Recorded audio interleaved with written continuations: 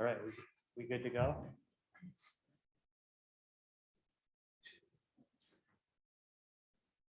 We're good?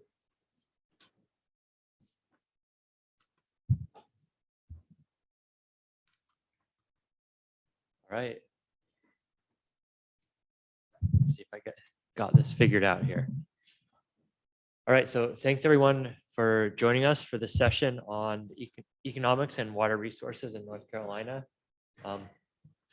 We put this together, just a quick plug, with all the presenters are affiliated in some way with our center, the Center for Environmental and Resource Economic Policy in the Department of Ag and Resource Economics at NC State. And so first off, we have Roger von Haefen, estimating the benefits of stream water quality improvements in urbanizing watersheds. So Roger. All right. Thank you, Eric. This research is interdisciplinary research conducted with a few people in the crowd here, as well as people at RTI, the University of Maryland, University of Minnesota, and James Madison University. Our focus is here in North Carolina, and we're looking at urban stream syndrome, which is a combination of stressors that have led to degradation in urban streams in areas that are rapidly developing. The triangle is a good example. Causes here are largely sediment erosion and surface runoff. We had funding from EPA as part of a STAR grant to conduct this research over a 6-year period. And the research was really broken down into 5 main tasks. The first task was to conduct focus groups and interviews with experts to identify what is it about urban streams that the general public, normal people, not like myself and many of you, those things that people care about and that they value. And once we've identified what we call those ecological endpoints, we want to be able to translate what scientists and engineers can measure into these ecological endpoints. And we, of course, could just use some arbitrary judgments. That's what a lot of researchers do, but we wanted to do something which was a little more rigorous. And so we used expert elicitation to do this. So we interviewed about 8 experts in water quality for urban streams in the southeastern region, and they provided a mapping from indicators of water quality in urban streams into these ecological endpoints that people care about.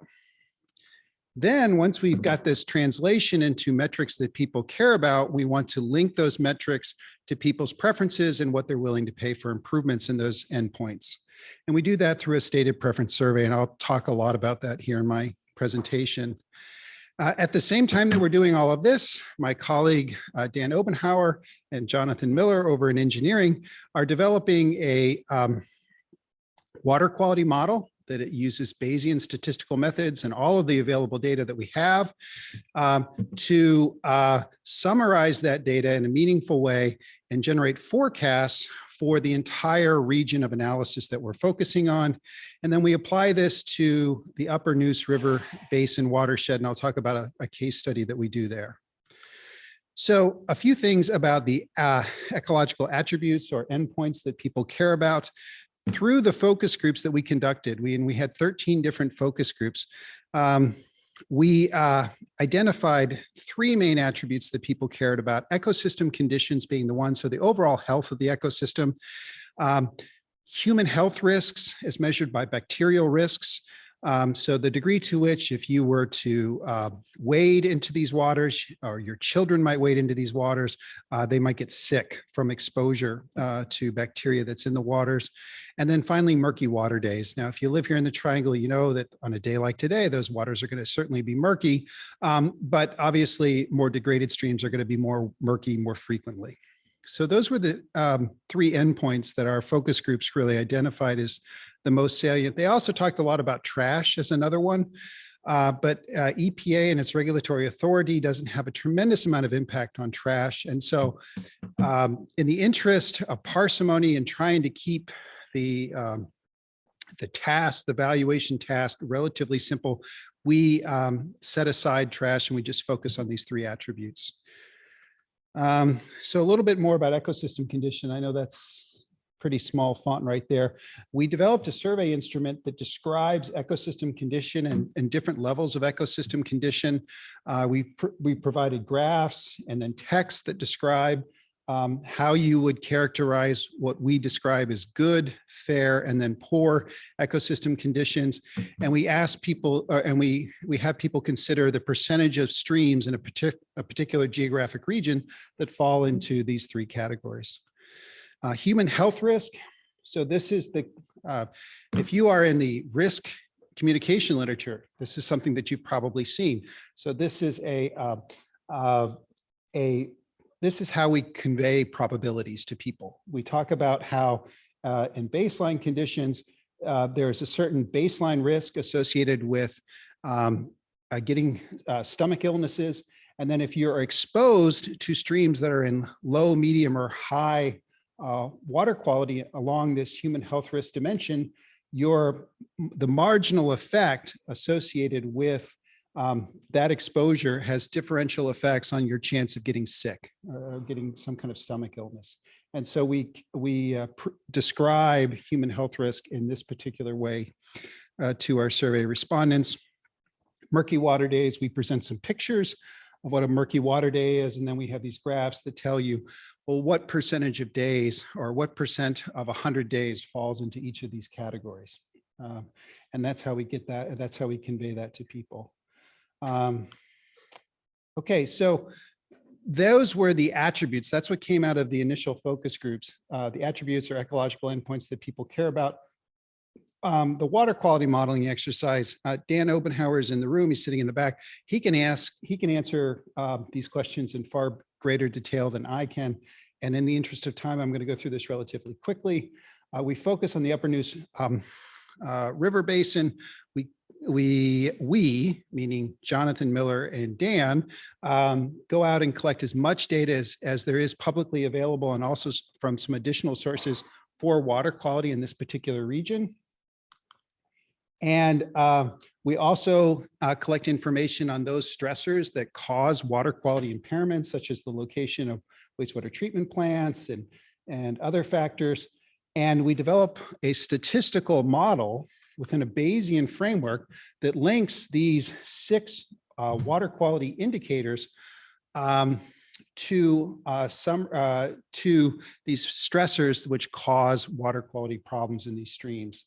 That allows us to do forecasting for the entire watershed where we don't have data. So you can see that we've got incomplete coverage of data. We don't have data for every stream. And so we need an ability to forecast water quality in areas where we don't have data. And we use this complex Bayesian statistical modeling framework, which kind of leverages the data we have to forecast water quality in areas where we don't have data.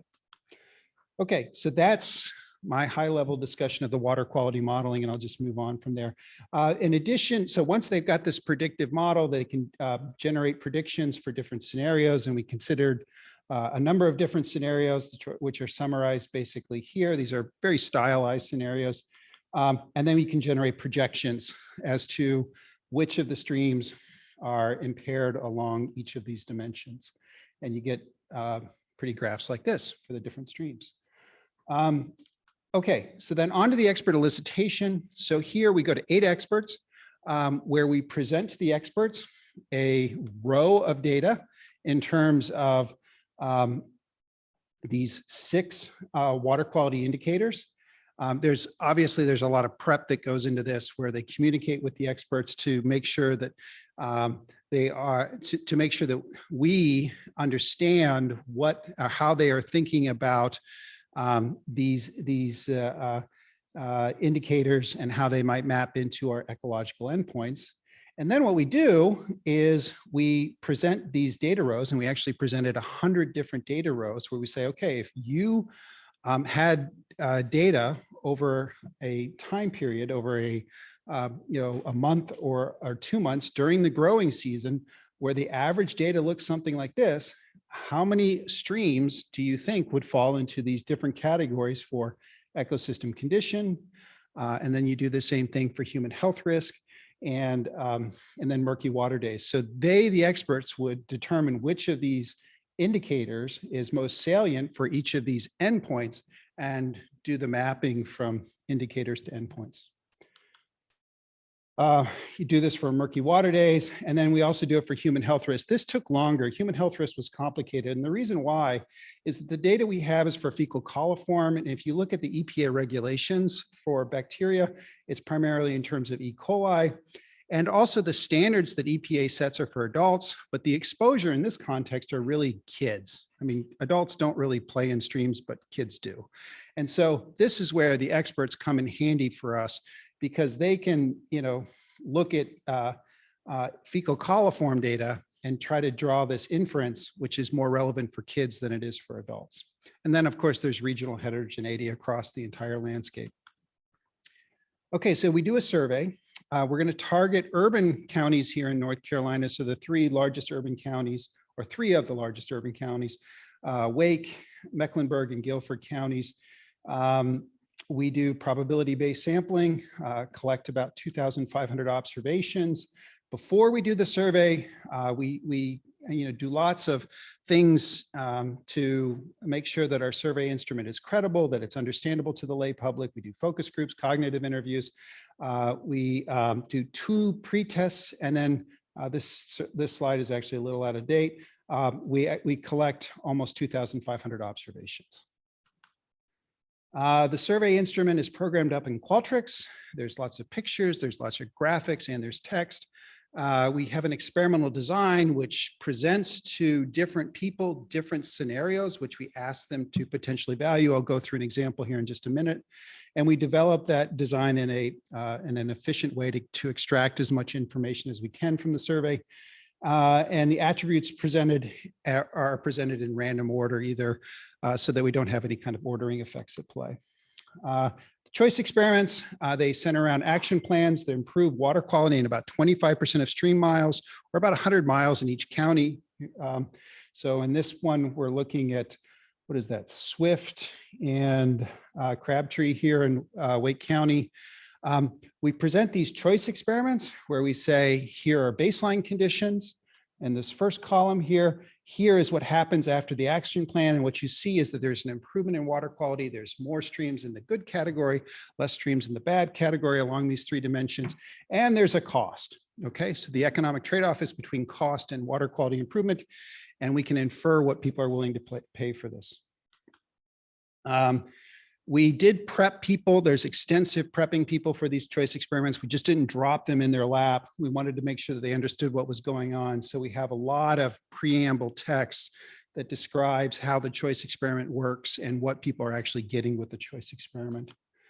A little bit about the data that we end up collecting. Not surprisingly, the sample is a little wealthier than the North Carolina population that we're targeting. They have higher home ownership. They're more college educated, and there are fewer African Americans. We can correct for all of this through post-stratification raking, things like that. Raw data gives you a sense of how people are responding to cost. So if the cost is only $4 per month in terms of a higher water bill, 75% of people say yes.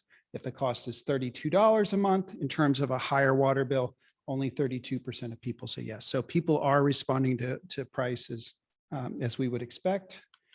Results, I'll do a little bit of hand waving here, but the point here is that you would expect that if we put an additional stream mile in the good category, which turns out to be the blue colored rows here, that would benefit people, and that would imply a positive coefficient or a positive willingness to pay. If we increase the number of streams in the poor category, however, that would lead to a decrease in utility. So the red rows here, you would expect to have negative coefficients. That's what we find. Things are generally statistically significant, less so for murky water days, but for everything else, things are statistically significant as you expect. Put this in some kind of context in terms of willingness to pay. You can look at like taking one stream mile from one category and moving it into another category, what would people be willing to pay for that? That's what's reported here. And if we took an extremes context where we took a stream that's in the worst possible category and put it in the best possible category. Okay, so we're just like, this is just a whole revamp of the stream. The average household would be willing to pay about $16 per year for this dramatic improvement in a stream mile in for this particular scenario. There's about 400,000 households in Wake County added up, and about total willingness to pay to improve one stream mile from the worst category to the best category is about $6.6 million. All right, so I could tell you lots of information about the survey and what we learned. People thought the survey was balanced. It provided enough information. They thought that price and the water quality improvements were consequential, that these things actually mattered. The survey mattered, and so they took the survey seriously. They did express some doubts about how the county would be able to implement these action plans, and health risk and ecosystem conditions were the most important. Here also, I'll just skip that. We asked a trap question in these surveys. You might be, I don't know about you, but every day I seem to get 5 or 6 survey requests. I mean, it's just endless how many survey requests you get. So you wonder, to what degree are people just racing through these and not paying attention? So we added what's called a trap question in the middle of the survey to just say, hey, do this so that we have some check that you're paying attention. 91% of these people caught the trap question and answered it correctly. So that was great. So they were paying attention. We worried about COVID effects. Those weren't so relevant. People said it didn't really affect their responses. We have a feeling that what might be going on is that people during COVID are like walking around their neighborhoods and they're noticing those streams like they never did before. And so, they were aware of these streams, and apparently it didn't affect their, they say it didn't affect their behavior. We ran a bunch of additional models, and then we did a case study. So the case study is, again, focused on the Upper Neuse River watershed. We consider 2 sets of streams that we're going to focus on: Crabtree and Walnut Creeks in one scenario, and then Middle and Swift Creek in a different scenario. Okay, and so we take some of the scenarios which I presented previously, which the engineers kind of developed: 25% increase in canopy cover combined with a 25% decrease in the negative effects of impervious cover, and then also a 25% reduction in the site and random effects. So this is kind of like your water utility going around and finding leaking pipes and fixing those leaky pipes and reducing the amount of pollution which is kind of escaping through those leaky pipes. That's what we're thinking of there. And what we find is that for Crabtree and Walnut Creek, for this first scenario, which looks at canopy cover and negative effects of impervious surface, the average household's willing to pay about $110 per year for this policy, so fairly substantial. And then Swift and Middle, it's a little bit less, okay? About $75 for that same scenario. You can go through the other scenarios too if you're interested, and then you can also aggregate these up, basically multiply by about 400 million or 400,000, which is the number of households in Wake County. And with that, I will stop. And I think I just barely made it, and I'll take your questions. Okay. Hi, Jane, go ahead. I was wondering, you said, was it 1 stream mile was what you were looking at in terms of willingness to pay initially? That was the policy scenario that we considered. So okay. we had, we had these scenarios which we presented to people where we said, this is of the 100 stream miles, this is the percentage that fall into these different categories along these different ecological endpoints. And then with this intervention, we have this new distribution where there's more streams in the in the higher quality and fewer streams in the lower quality. And it would affect exactly 1, or did you say 100 stream miles? Sorry. For the choice experiment, it would affect, you would go something like, it's hard for me to read those numbers, but it'd be like in the best category here for murky water days, it would go from, 43% to 45% of streams that would be in the highest category. And then for the lowest category, it would go from 22% down to 1%. Okay. That's kind of what's going on. And what we do is we experimentally vary these action plan, these percentages with these action plans to kind of extract as much information as we can about people's willingness to pay. Thanks. Okay. Are we done? Right. Okay. Yeah. All right. Thank you, Roger.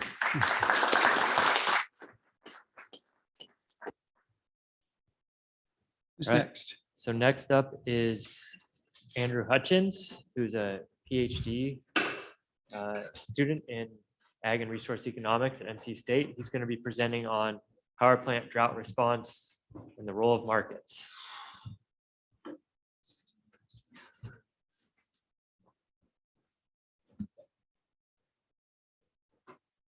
Is it correct? Oh, yeah.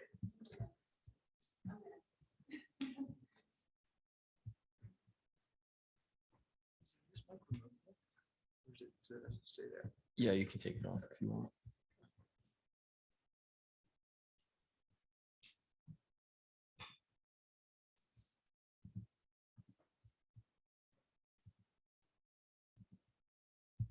Sorry.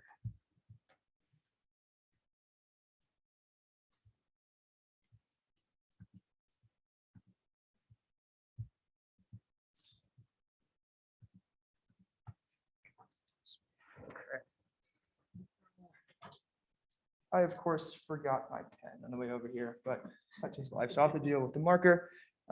So let's see. Okay. I'm a mover, as I know no one must have watched me fidget in one place. So I'm gonna be moving around with this thing. Hopefully, it seems like it's picking me up. Okay, so we're in good shape.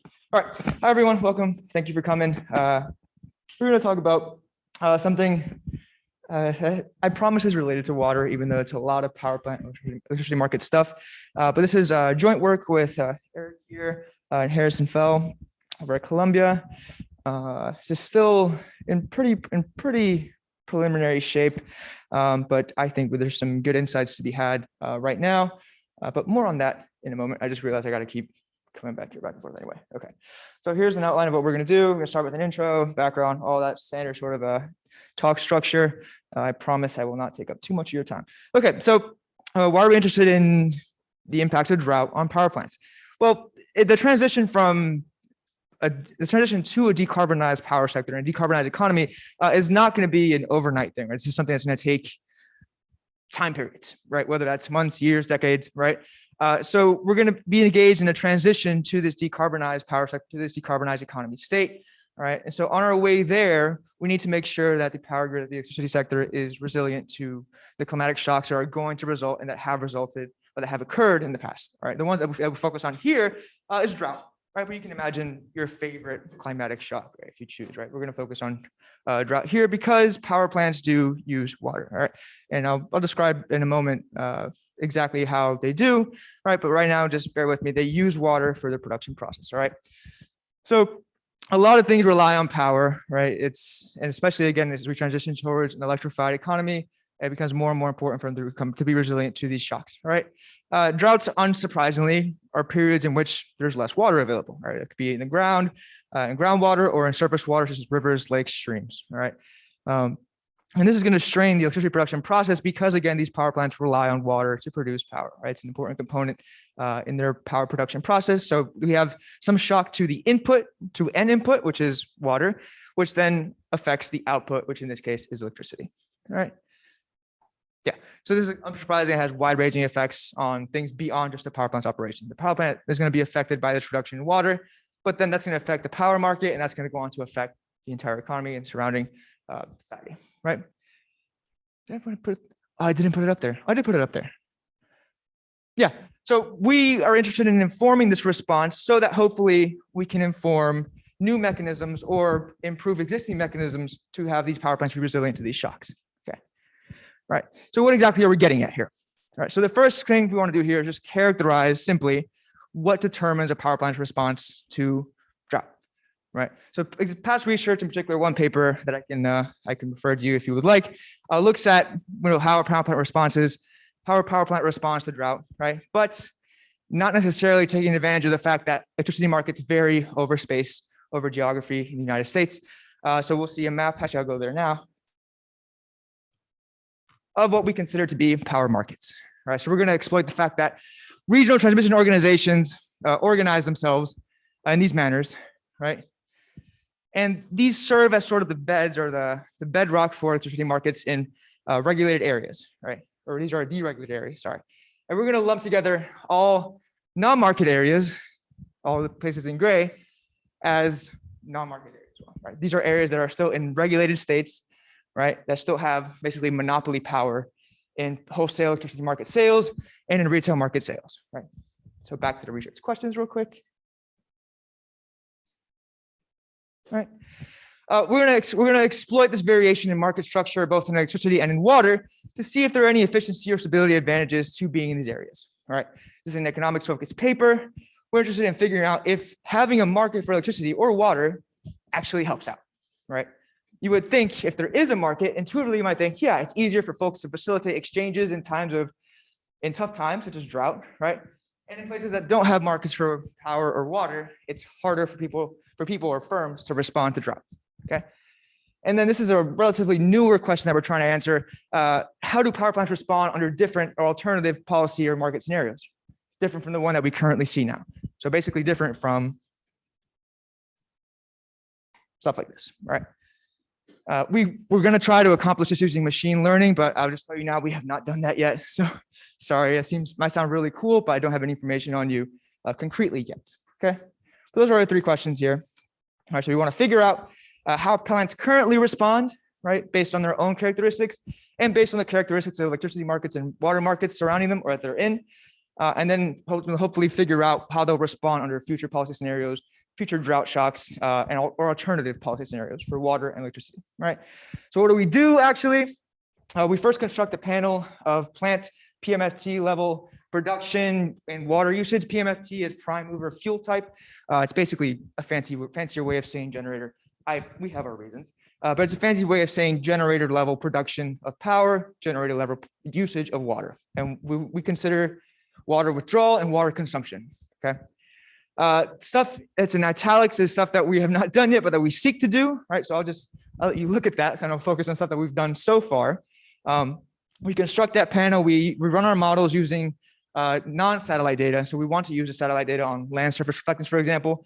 But we have only used the Palmer Drought Severity Index and the Palmer Hydrological Drought Index, mostly the PDSI index, and the stuff that you'll see today is based on the PDSI.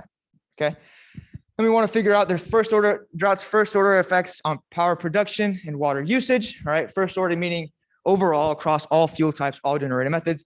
And then from there, we want to figure out the second order effects on generation and water usage, controlling for renewable energy such as hydro and nuclear. Okay. So past research has done work basically all the way up to 4 without the machine learning component, of course. Okay. All right. So power plants, they use water to cool their systems, basically, and there's 2 types that we focus on here. Once through and recirculating.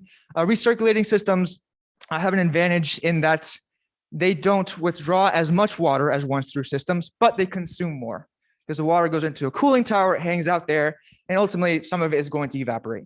Okay, so you'll see lower withdrawal rates at plants that use recirculating systems, but much higher consumption rates. So of course, like with anything, there's no free lunch, there's a trade-off here. Okay.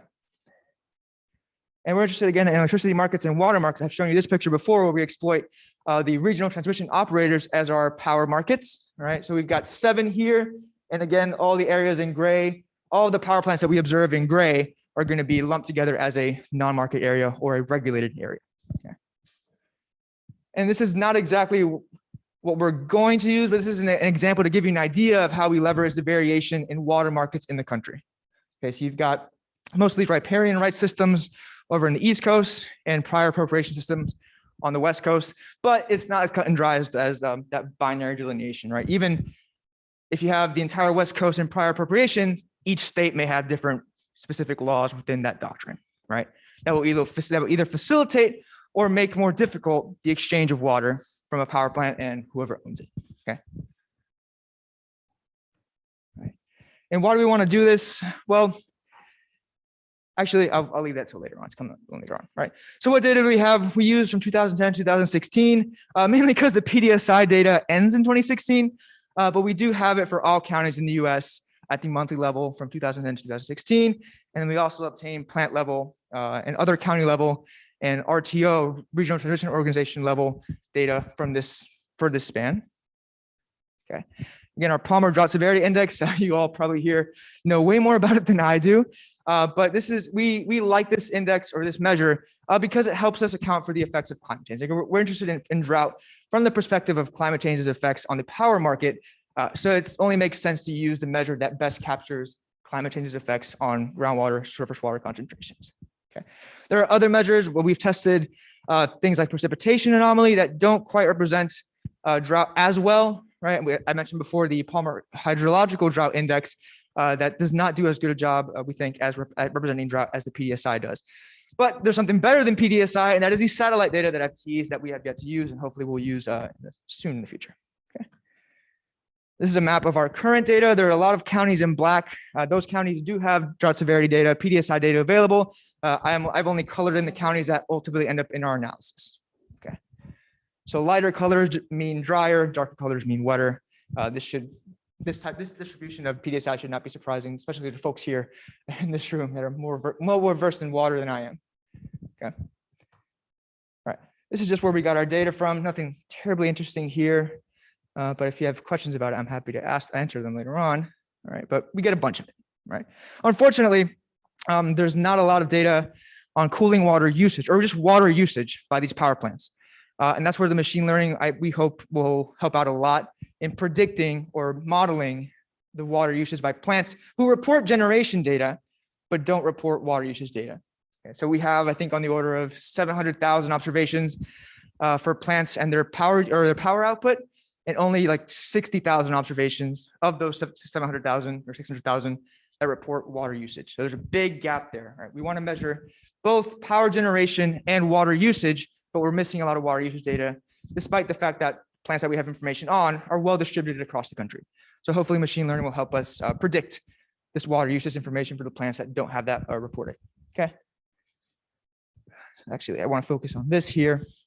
So you see here the distribution of cooling systems currently. Unsurprisingly, in the west, you get more recirculating, and more towards the east, you get more once through because water is more abundant towards the east coast than it is on the west coast. Okay. So we get some variation here too in system usage. Okay. What model do we actually use? First, we bin PDSI. So we also try continuously just using the continuous measure from -10 to 10 of PDSI, but we use the main specification using bins, all right, which let me show you all that really quick. All right, just goes from wet to dry, more dry, driest, all right, pretty cut and dry. And we test this with more levels, less levels, okay? I'm happy to answer more questions about that if you have them, right? But we just use bins for PDSI that worsen, right? So as you increase the bin number, it's worse drought. Okay, so the outcome here is either going to be capacity factor, which is just the quotient of total power generated in a month over total max power possible to be generated in a month for each generator at each plant, or water withdrawal rate, right? Which is in millions of gallons, I think, per month, something around there. Okay. And we use this for our first order effects to see how renewables fare versus fossil fuels, right? Hydro and nuclear versus fossil fuels. Okay.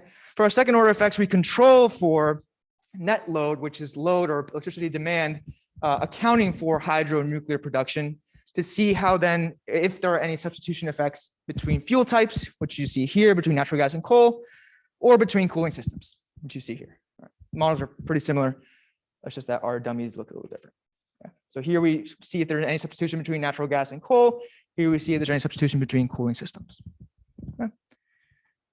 But our outcome variables are the same. Capacity factor or water withdrawal. We have water consumption, but it is even more sparse than the water withdrawal. So we focus on water withdrawal. As for preliminary stuff, there's a wall of numbers here. I apologize for that. So I will just guide you through two, and most of these I'll focus on ERCOT and ISO-NE. All right, so here we just confirm basically what prior literature has done. Right, so everything here, gotcha. Everything here is in line with what prior works have done, which just tells us, okay, we're on the right track. We haven't done anything crazy wrong. Okay, so we see decreases in hydro, and they're made up for by increases in fossil and nuclear generation, which makes sense. I mean, hydro is going to go down if you've got less water available. All right, this is another inch forward, where that hasn't been done before, where we see the effects of drought on water withdrawal. And I'll focus on well, I'll point you to ERCOT and ISO-NE again. All right, so you see large decreases in water withdrawal from nuclear power plants relative to fossil plants, right? But in ISO-NE, you get increases across the board, right? So this goes back to our question of, well, do we see any heterogeneity and effects across different markets? And for now, we see the answer, in short, is kind of yes. Okay, so I'll focus for second order effects on water withdrawal here. So I'll point you to ERCOT here, and you'll see that water withdrawal in ERCOT goes up for recirculating systems, but goes down for once through systems. Okay, represented by the positive coefficients on the bottom and negative on the top. Okay, and this also changes across markets. So we see differing behavior in water withdrawal and power generation across markets. Okay. Right. So we've got some limited evidence so far of spatially heterogeneous effects on power generation based on different market areas, cooling systems, fueling types. What we're still missing is exploiting the differences in water markets that you saw in the previous picture, right, which we're working on now. Okay. All right, so hopefully machine learning will help us bring in more satellite data, help predict water usage by plants whose data is missing, and also help us improve any spatial models to account for any spatial autocorrelation between different plants or counties. Okay. That's all I've got for you. Thank you, and I'll take any questions.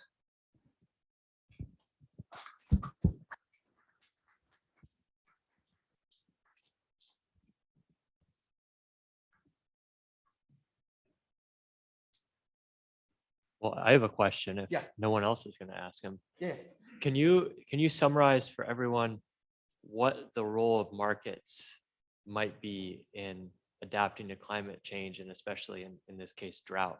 How would that work? Yeah, basically facilitating exchange. So if you've got a change like drought, right, that affects a given plant's ability to produce power, you would think a market would make it easier for them to make up for their lost ability to produce power, as opposed to the case where there is no market and they're on their own, so to speak, right? So the idea of markets for power and water is to facilitate, responses to drought, basically.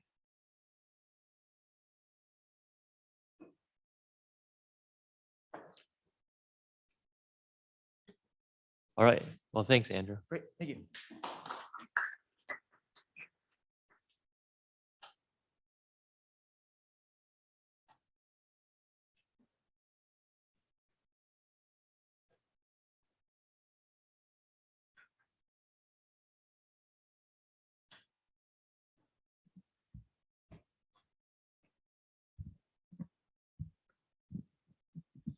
Hi, Sarah. Can you hear us? I can hear you. Great. We can hear you. I Great. give you permission to share your screen if you're ready to do so. Yes, I think, am I sharing now? Yeah, we see it. Okay, It looks good. perfect.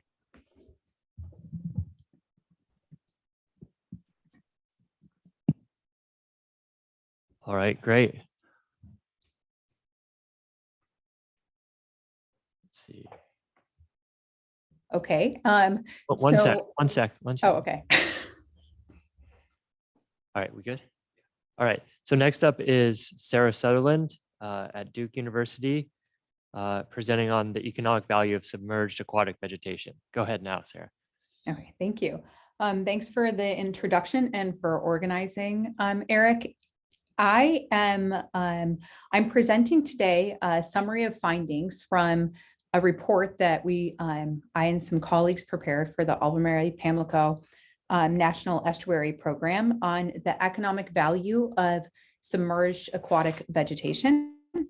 And this work was done in collaboration with Roger von Haefen, who's in the audience now, part of the session, Dave Eggleston and Jay Chow at all at NC State. So today's talk, I'm going to outline what SAV is, the problem with SAV, and how we get at the economic value of it. So submerged aquatic vegetation, or SAV as it will be referred to from this point forward, is underwater seagrass that grows in an estuarine environment. The AP estuary has the largest acreage of SAV along the eastern seaboard, and SAB happens to be declining on a global scale. I mean, there's been about a 5.6% decrease in SAB coverage in North Carolina between 2006 and 2013. And this decrease has been attributed to in part at least, due to a decrease in water quality, due to nutrient and sediment pollution. And when there's this kind of pollution, it reduces the amount of light that's able to penetrate, and it impacts the viability of the SAB. So SAB provides significant non-market and market values to the state of North Carolina. And the cost of restoration, in case seagrass dies, where restoration has taken place in other areas, and especially in like the Chesapeake Bay, it can be quite high, and the success rate of the restoration is somewhat low. And so it's important that we take that into consideration as we quantify the potential economic losses that might result if we have a decrease in SAB coverage in the AP estuary. And so we quantify economic losses with declines in SAB over the next decade. And our analysis focuses, our quantitative analysis focuses on four key areas. So commercial fisheries, recreational fisheries, property values, and carbon storage and sequestration. We had the help of Jay Chow and Dave Eggleston helped prepare the biological modeling that is used as the backbone for the commercial fisheries and recreational fisheries parts of the report. Roger, if you have any complaints, you can ask Roger about the recreational and property values part. And I'm going to fill you in on how we develop a framework for coming up with economic value. So in determining the economic value of SAB, we assume that the value of this resource is tied to how useful it is to humans, to the needs and wants of humans. And this is how we get at an anthropocentric sort of viewpoint. And, not to say there isn't intrinsic value in the persistence of SAB, but that is not something that we quantify.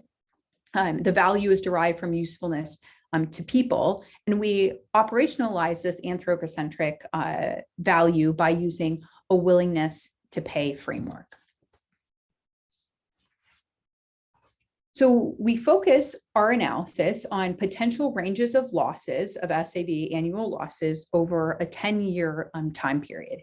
And we use a 10-year time period for a few reasons.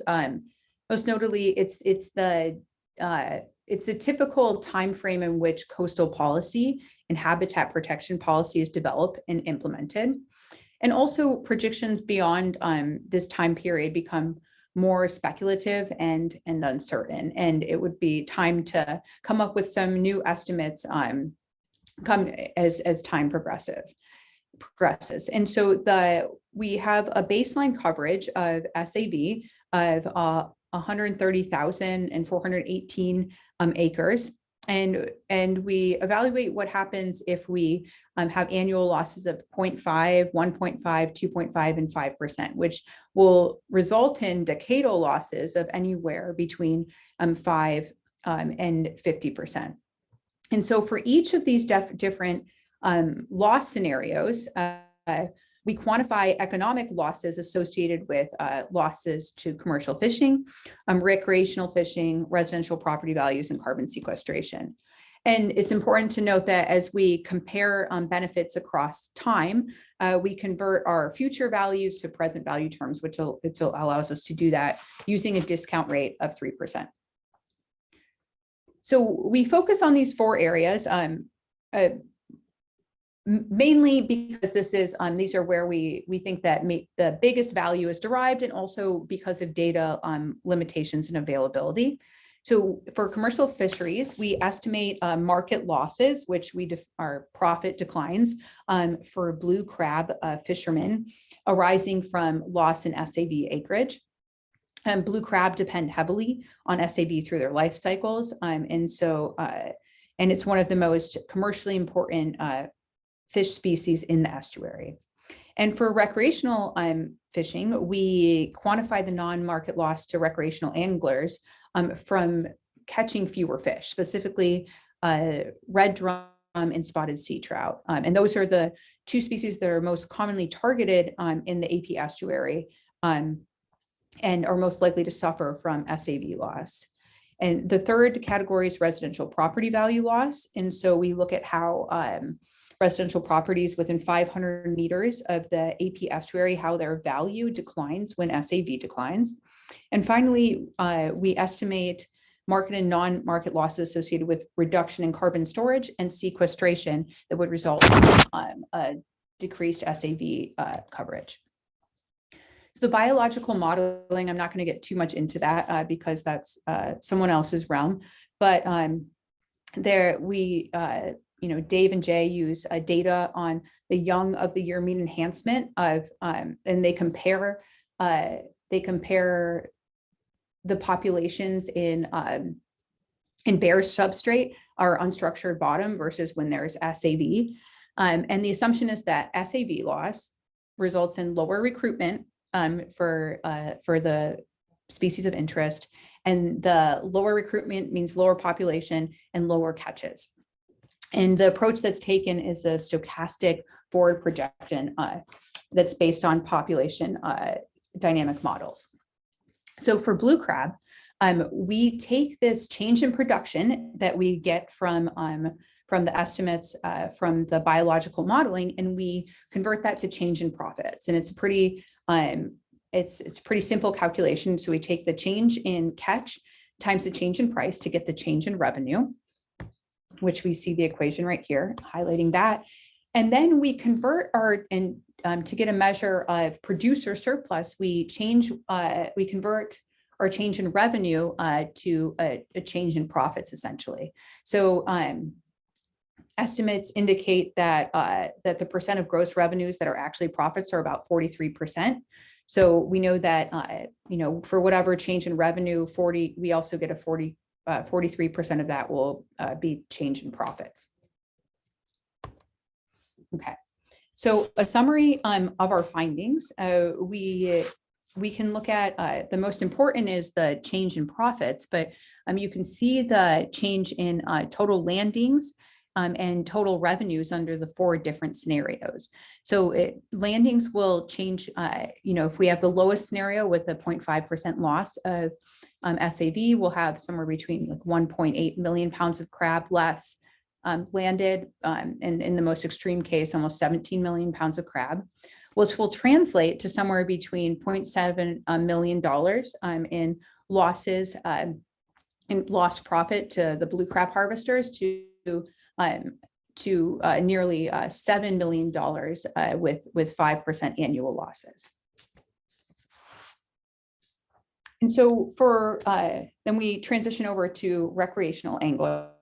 And so recreational anglers benefit from SAV because the SAV enhances the population of the species that they're interested in. And it would, in theory, they have higher catch rates where SAV contributes to a healthy population. So the way that the way that we value recreational, or the way we value for SAV to recreational fishermen, is we use the number of user days in the AP estuary as indicated by the UD here. And we look at how the catch of recreational fishers changes with changes in SAV abundance for the species of interest. And the species, if I didn't mention it, that we're interested in are red drum and spotted sea trout. So we look at the total user days times the change in catch. And the change in catch comes from the biological projections in the biological modeling. And we multiply it by the angler's willingness to pay to catch an additional fish. Right. And so that's essentially how we look at the change in value associated with a change in SAV, where the change in SAV is captured in the change in catch. So the willingness to pay for an additional fish, it differs between the two fish species, but it's somewhere between and $22. And this is coming from a paper from 2012. And so it's a little bit older, but it's the best estimate for what anglers are willing to pay to catch an additional fish. Now, the total discounted losses over the next decade are viewed in two different ways. So in one case, we're looking at only the AP estuary, and in the second case, we're looking at the AP estuary and the nearby ocean. And so the catch is slightly larger in when we include the ocean near shore specification, but the annual losses or the discounted recreational fishing losses over the next decade, this is the 10-year time period, range from $0.5 million to $5 million. And our the third area which we examine is the value of SAV to residential property values. So a paper by Gannett suggests that SAV provides ecosystem services like improved water quality, increased fish populations and waterfowl populations, and reduced coastal erosion.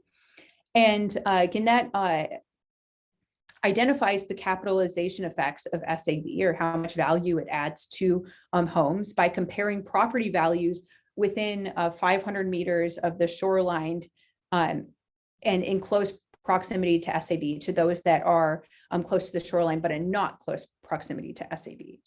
And we employ a benefits transfer approach and utilize these capitalization effects or capitalization rates that Gannett calculates for the Chesapeake Bay, and we apply them to North Carolina in our AP estuary. And so these are just the capitalization rates that we use in the literature, and it's the case that there's a 6.2% capitalization rates for waterfront properties. Those are the ones that are closest to the SAV. And the capitalization rate for non-waterfront residential properties between 0 and 200 meters is 6.44%. And for those that are a little bit further, the capitalization rate is lower at 2.09%.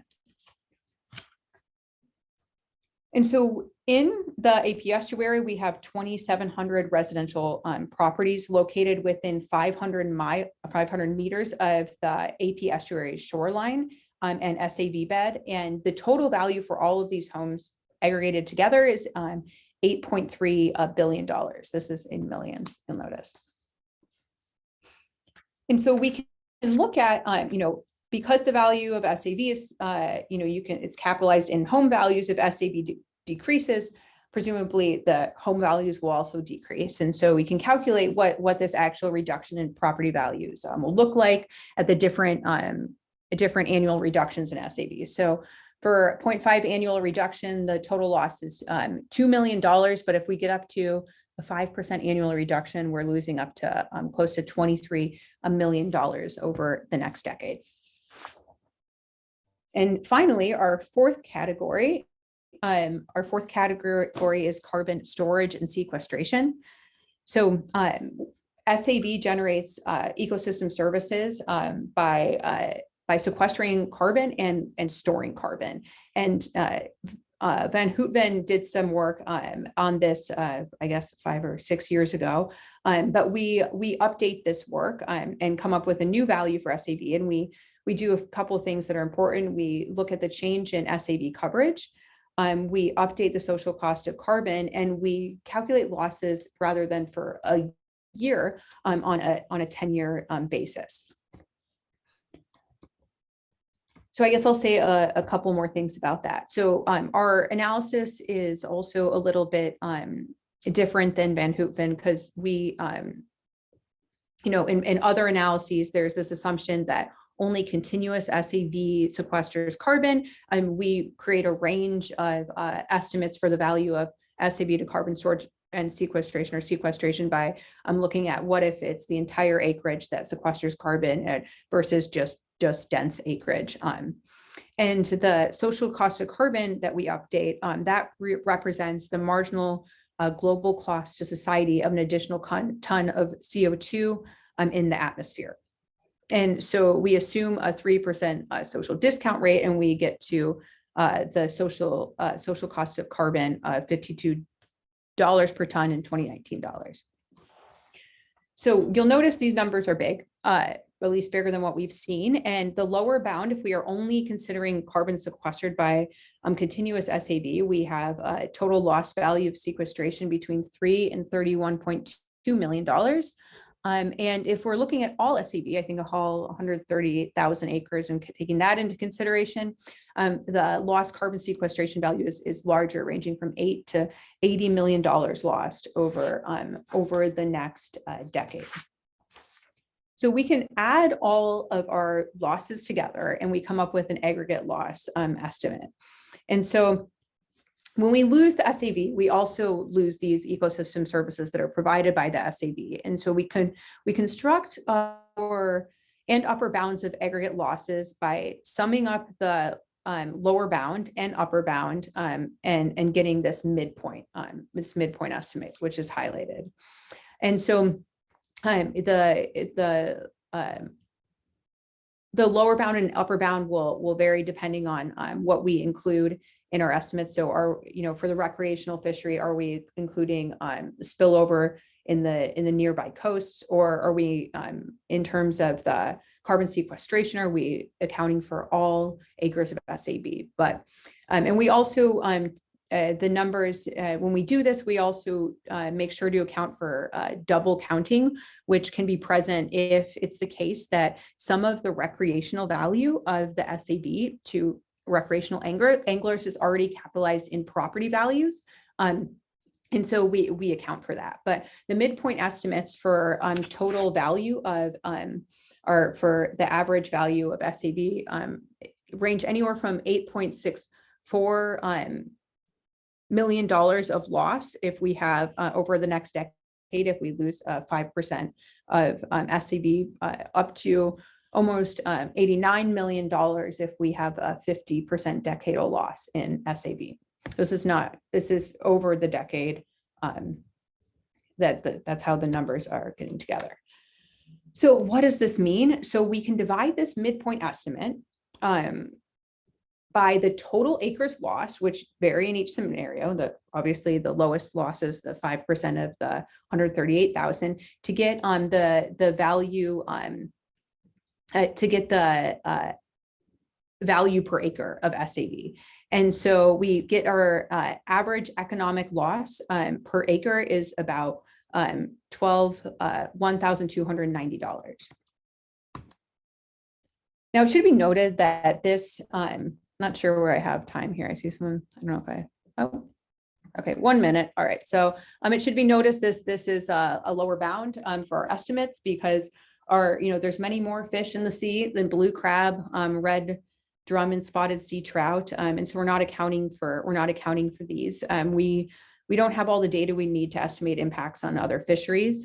We don't, in the property value estimates, we don't account for the quality of SAB.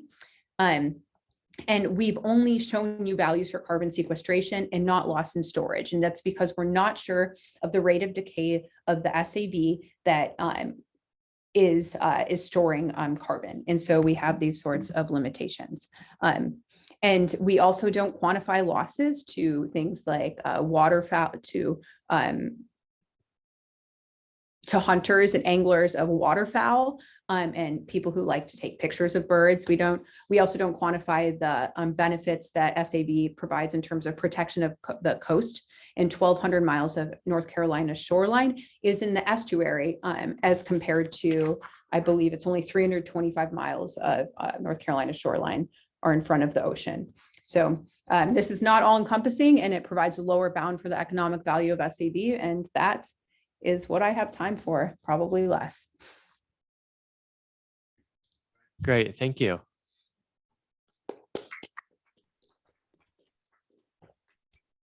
Anyway, we are out of time for questions, but Sarah, you can stick around after and people can ask at the end of it.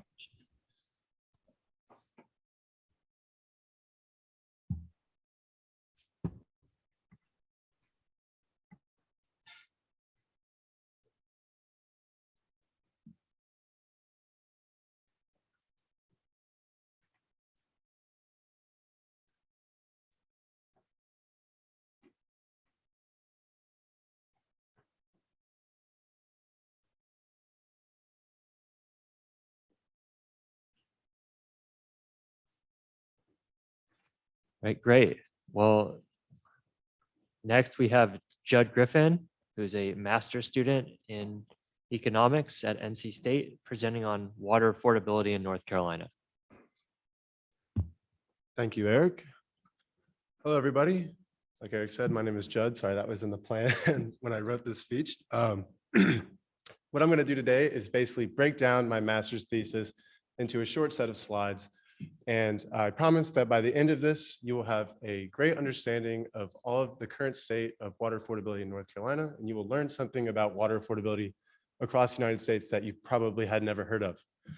How I'm going to do this is by first introducing some topics relevant to the subject, and then I'm going to break down a dashboard that I've created that visualizes my analysis and my methods in an interactive way. It's available online. You can find it on my LinkedIn. I will share some links throughout the presentation on how to get there. And finally, I'm going to present some visualizations of some preliminary analysis I've done for my thesis. I would like to note before I go much further that the subject, well, the literature on water affordability is quite limited. There are only 3 peer-reviewed studies, empirical analyses on water affordability in the United States. And up until 2017, there was quite a lot of disagreement on how to actually go about analyzing household level water affordability. That changed when the Senate Appropriations Committee tasked the EPA and the National Academy of Public Administration in 2017 with writing a report to create some guidelines on how to do this. So with using this report and this limited base of literature, I've established a replicable methodology that produces interpretable results for utilities, governments, and the public. I do this by analyzing household income distributions and utility rates. So let's get into some basic introduction stuff.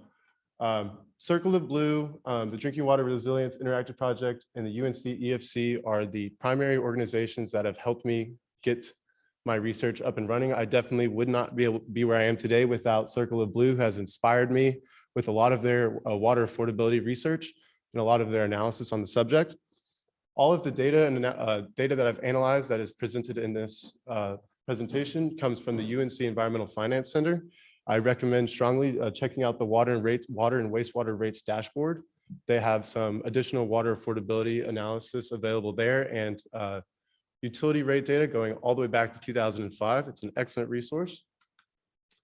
So let's talk about water poverty. This was an issue that was fairly unknown up until the pandemic, but even before the pandemic, the city of Raleigh had about $4 million in debt, or the citizens of Raleigh were about $4 million in debt cumulatively. There was $4 million in debt to the water utility from Raleigh residents. And at the height of the pandemic, that number jumps to $10 million. Last year, hundreds of households were being shut off. Households and small businesses, in fact, were being shut off their access to water. And similarly, in California, California households had amassed $1 billion in debt to water utilities across the state. And without Governor Newsom's moratorium on water bill payments, millions of households would have gone without water. I mean, you can imagine the economic and the health consequences of that situation. At the peak of the pandemic, 12% of California households were indebted in 2021. And we're not even talking about how many households have affordable bills yet. We'll jump to that now. Like I said, I'm going to be showing my dashboard. Unfortunately, I'm only showing screen caps of it because somehow I'm a better statistical coder than I am Zoom user. So I'm just trying to avoid any potential technical difficulties there. Up in the left corner, there's just some basic information. And I'll start off with saying that water prices across the United States have jumped quite significantly over the past 10 to 15 years. That's mainly a consequence of our failing water infrastructure, as well as environmental challenges and population growth in urban and suburban areas. Let's see here. Up over here, I would like to attract attention to this graph. On the dashboard, you can actually select different resolutions and variables. This is the city's option.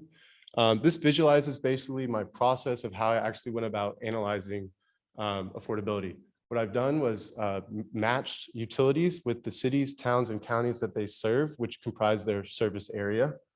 By analyzing the economic data of these towns and cities and the counties, and the utility rates as well, we can assess the affordability of their water. And how exactly we do that can be visualized like this. Let's see.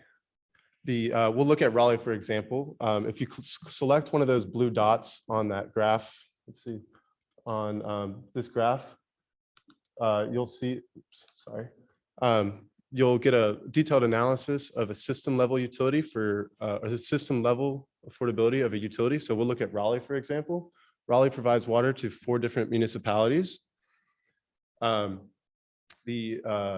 If we look at the average size household in this service area using the essential amount of water, which is defined by the EPA as 50 gallons per person per day, the average bill would be about $755 per year for both water, wastewater, and stormwater.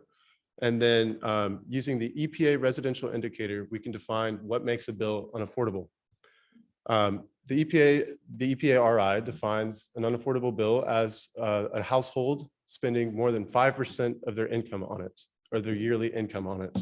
So by looking at census income distributions, we can define that households making less than $16,790 a year as being unaffordable.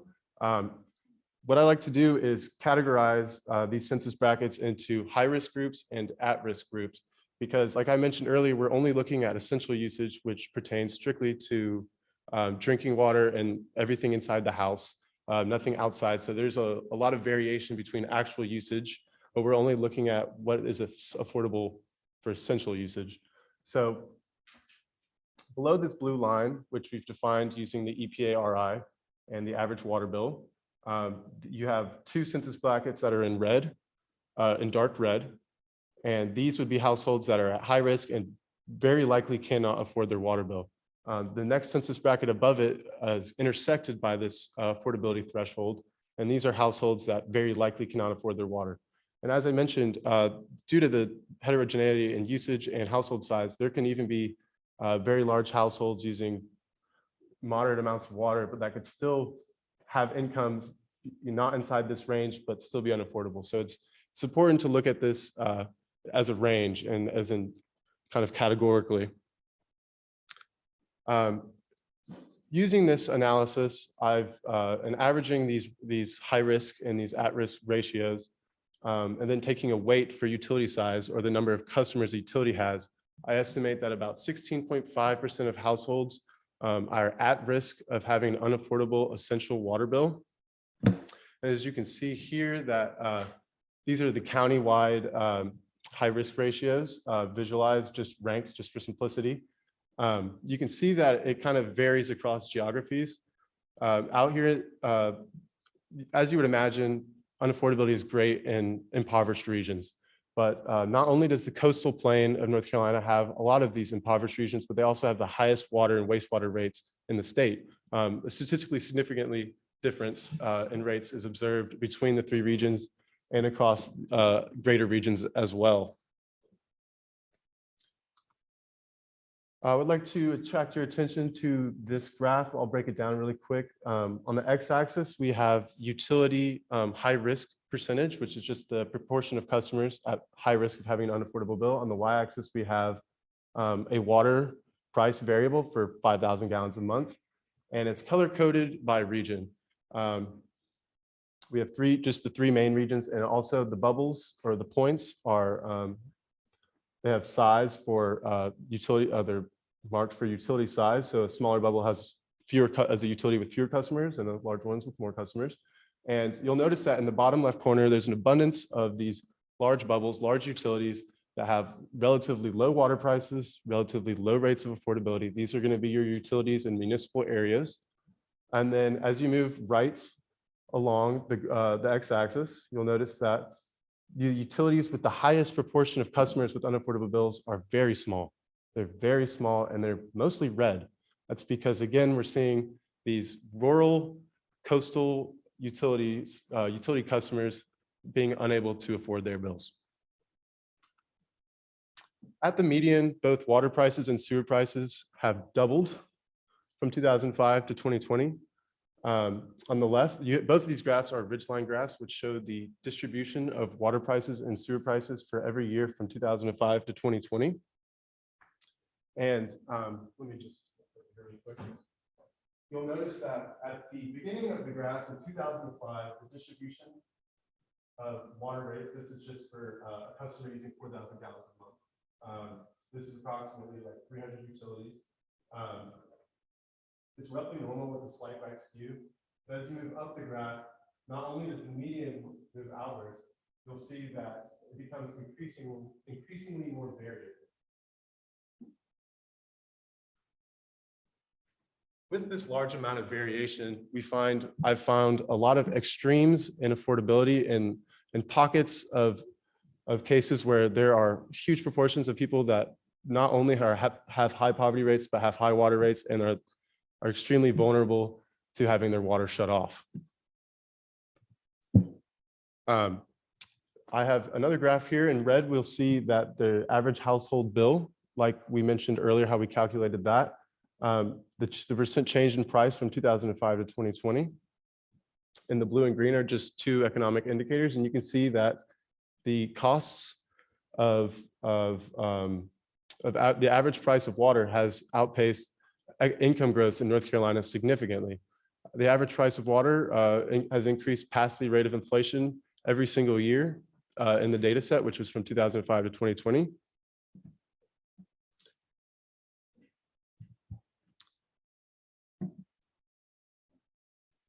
This is the first analysis to show that water prices or water in general has become increasingly unaffordable anywhere in the United States.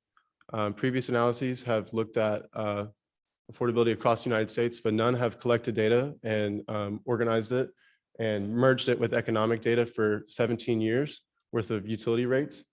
And as well as the fact that they have become more unaffordable, but North Carolina's unaffordability rates are comparable to that of the rest of the United States. As I mentioned, about 16.5% of customers are estimated, according to my analysis, to be at risk or at high risk.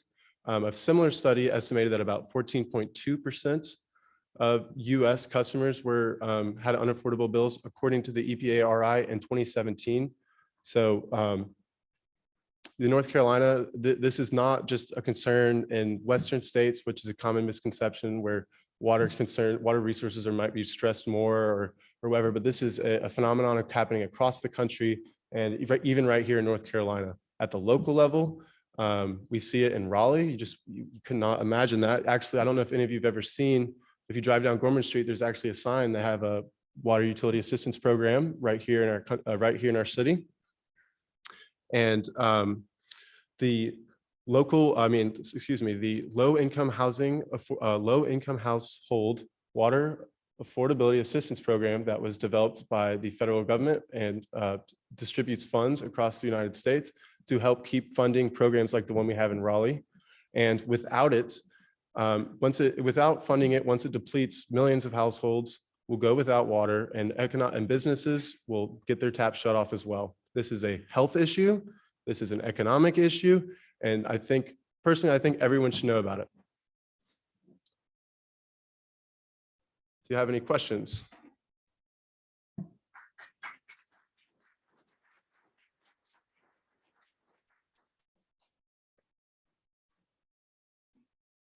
Questions?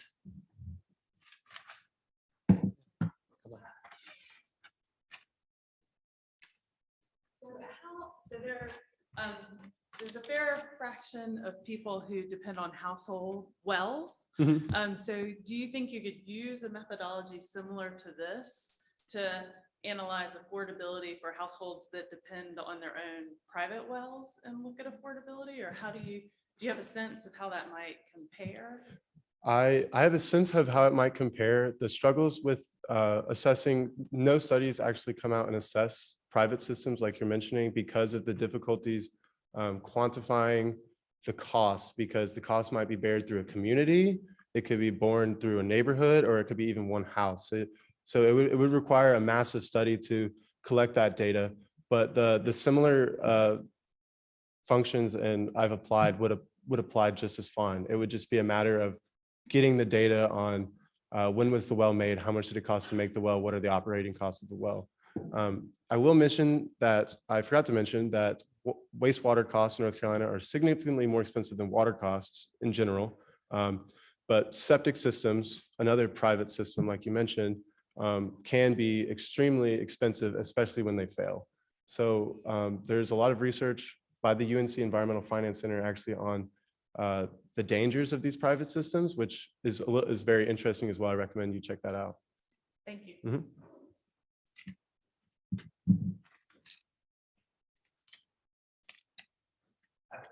Yeah.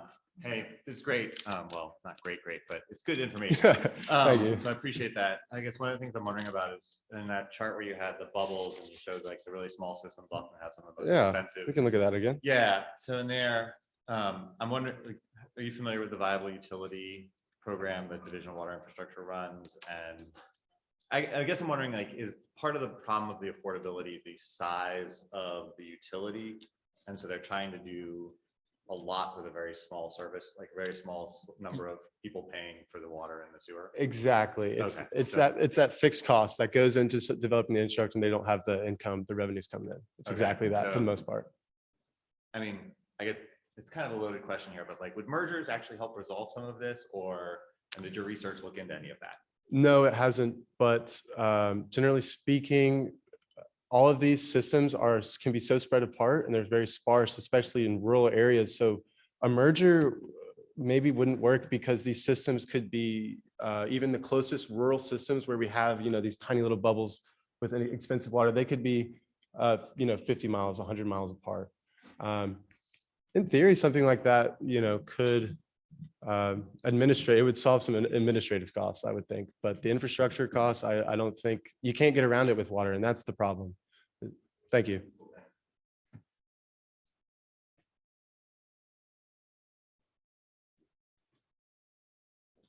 So it's funny you asked about the Viable Utility Reserve because I work in the Viable Utility Reserve. Okay. Hi. I get to So if learn. you have questions, you're welcome to come find me.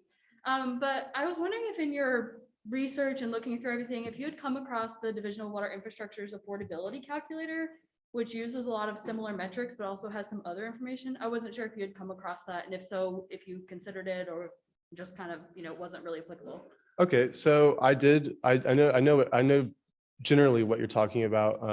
The UNC EFC dashboard that I mentioned earlier, they reference a lot of financial capability of systems, and like in another study that that this is kind of based on, they mentioned, and as well as I'm mentioning in my study, is that we're looking only on the financial capability of households. And I do note, which I haven't in this study, that, high water prices aren't necessarily it's not necessarily a bad thing, or it's mostly a result of these infrastructure costs, which they're trying to recuperate. But yes, I have heard about it. I would love to, I need to learn more about it, honestly. So going Okay. forward, I'll look into Yeah. that. Well, you're welcome to, catch up with me and we can chat about it. If you have Sounds questions. great. Thank you. Thank you. All right, we have one more question from the chat. So what are some possible solutions to make water more affordable to rural communities?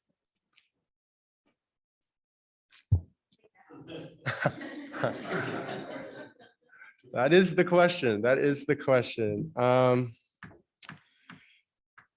Like I was saying earlier, with it's the specific problem in rural communities is the fact that to have a centralized water infrastructure, you have to do so much investment, and there's going to be, if you imagine one pipeline in a city, there might be 100 houses on it, and that's 100 revenue points. But if you have in a rural area, it might be 5, but it's the same length of pipe. It's the same fixed cost. So it's solving the issue is very difficult. And I think that's kind of the point, is we need to have income assistance programs, utility assistance programs to support people, because if water prices keep going up, if our infrastructure keeps failing, the infrastructure that's been in place for, some cases, hundreds of years, we have to do something about protecting vulnerable populations. Again, Judd. Thank you. And So thank you everyone for attending. Thanks to all the presenters. We really appreciate it. We'll stick around for a few minutes in case there's other questions for any of the presenters. Thanks.